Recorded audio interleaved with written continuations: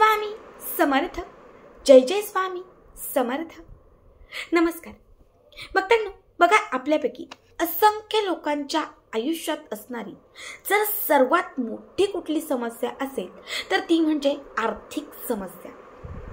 बघा, बऱ्याच वेळा आपल्याकडे पैसाच येत नाही, आलेला पैसा टिकतच नाही, सतत खिचाखाली. मुलांचं शिक्षण असेल, कर्ज काढावं लागतं. घरात एखादी वस्तू घ्यायची असेल, लोन घ्यावं लागतं. कधी आपण व्यवसायासाठी कर्ज काढतो, कधी आपण एखादी गाडी घेण्यासाठी कर्ज काढतो, कधी आपण स्वतःचं हक्काचं घर घेण्यासाठी कर्ज काढतो.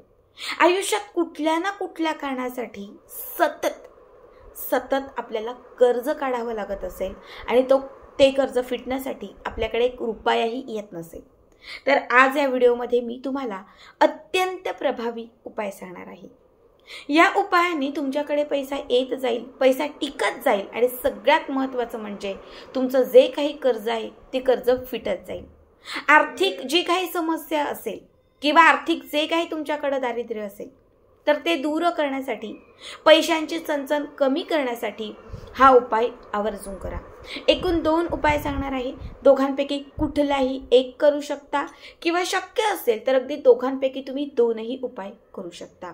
कुठल्याही गुरुवारच्या दिवशी, कारण गुरुवारचा दिवस हा लक्ष्मी प्राप्तीचा दिवस आहे. गुरुवारचा दिवस हा भगवान श्रीहरी विष्णूंना प्रसन्न करणारा दिवस आहे. आपलं जे गुरुबळ आहे तो मजबूत करणारा दिवस आहे. त्यामुळे गुरुवारच्याच दिवशी हा उपाय तुम्हाला करायचा आहे. आता सगळ्यात पहिला उपाय जो आहे हा सकाळी 9च्या आतमध्ये, सकाळी 9च्या आत म्हणजे पहाटे 5च्या पुढे 9च्या आत या कुठल्याही वेळात तुम्ही करू शकता. काय करायचे, आपलं जे देवघर आहे त्या देवघराच्या समोर एक शुद्ध तुपाचा दिवा लावायचा. जे गाईचं तूप, एक 70-80 रुपयाला छोटी बॉटल सहज मिळून जाते, एक छोटा डब्बा असतो, तो घरी आणून ठेवा, बऱ्याच वेळा तो उपयोगात येतो. हे शुद्ध गाईचं तूप एका मातीच्या पंटीत किंवा कणकेच्या दिव्यात घालायचं आहे. दिव्यामध्ये कलाव्याची वात लावायची आहे आणि हा दिवा देवघरात पेटवायचा आहे, प्रज्वलित करायचा आहे. यानंतर आपल्याला एका छोट्या प्लेटमध्ये 21 अख्खे तमालपत्र घ्यायचे. बघा, तमालपत्र ज्याला कुणी तेजपत्ता असं म्हणतं तर कुणी खडा मसाल्यातली पानं असेही म्हणतं. जे खडा मसाल्याचं साहित्य येतं, ज्यामध्ये पानं येतात, आता आमच्याकडे त्याला सांबर पानं असेही म्हणतात. हीच पानं तुम्हाला 21 घ्यायची आहेत. 21च्या 21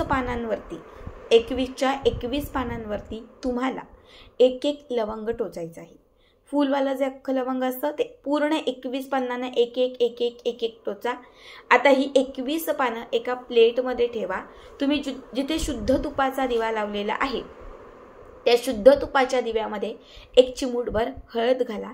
आपली जी काही आर्थिक परिस्थिती आहे ती सुधारण्यासाठी माता लक्ष्मीला प्रार्थना करा. आता हा जो दिवा आहे हा दिवा उजव्या हातामध्ये घ्या.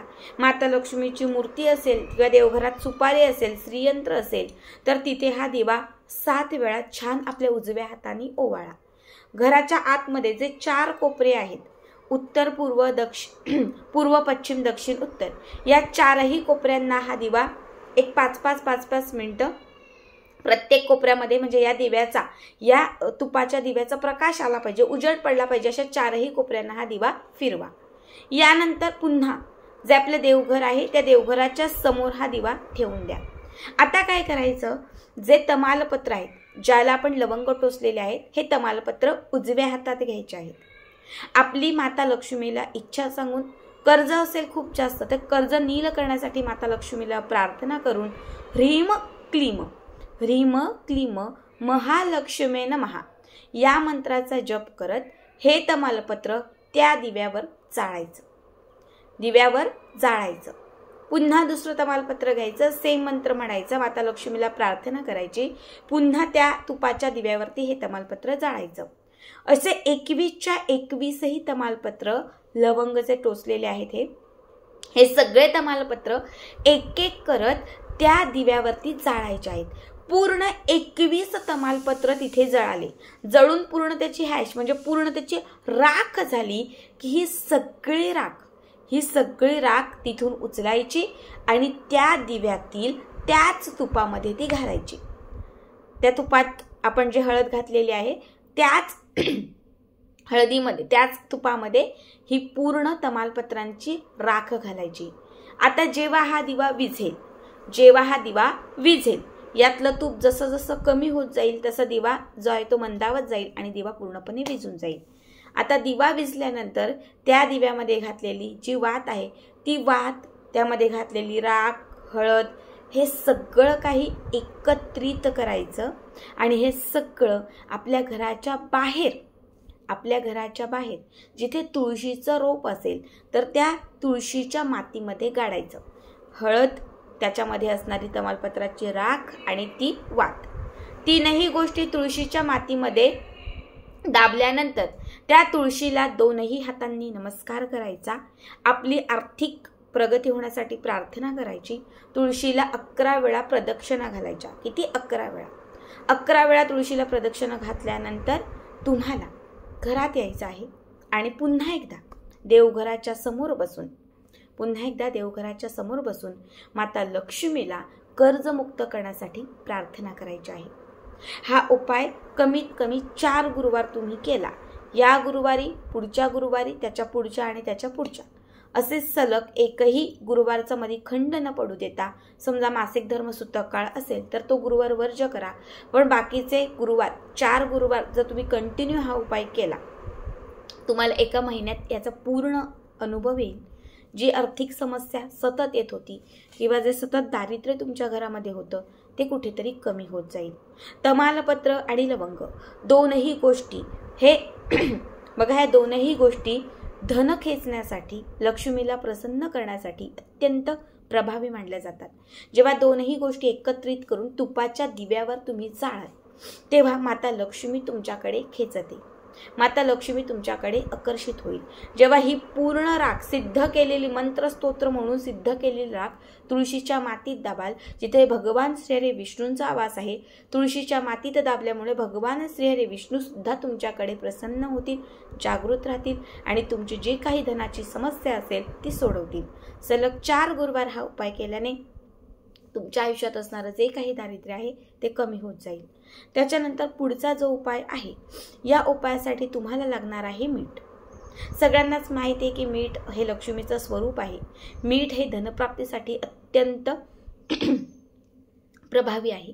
काय करायचं आहे तर कुठल्याही गुरुवारच्या किंवा शुक्रवारी, हा उपाय तुम्ही शुक्रवारी सुद्धा करू शकता.